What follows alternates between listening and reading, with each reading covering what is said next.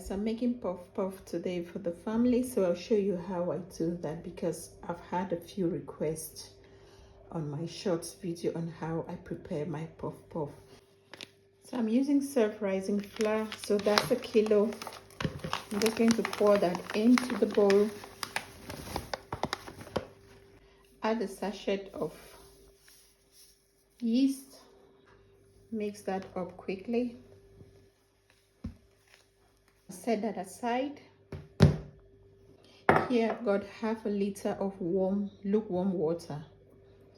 In there, I'm just going to add a pinch of salt, a cup of milk, 1/2 cup of sugar. In this case, I'm using just 1/2 cup of sugar, so you can add as much as you like. I'll give that a good mix.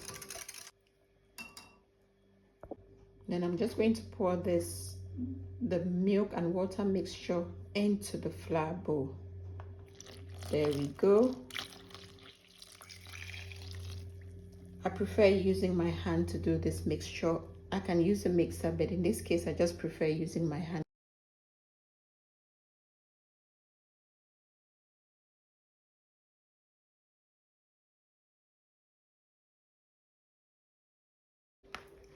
Keep mixing until it's all lump free. You don't want to find any lumps when you're eating or frying your puff puff.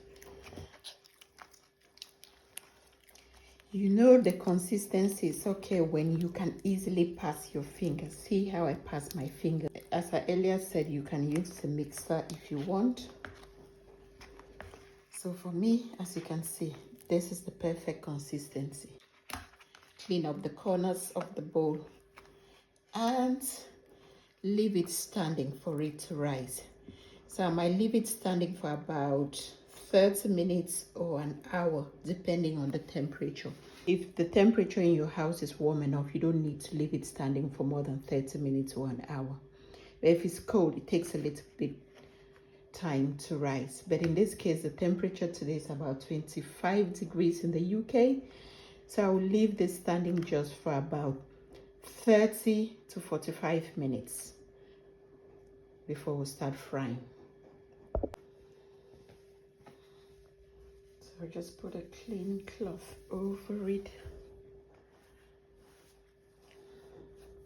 and allow it to rise before we start frying. I want to help him get better.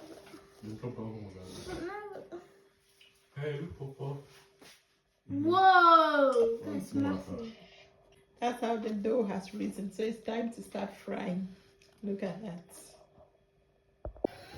Just going to pour in some oil and heat that up before we start frying.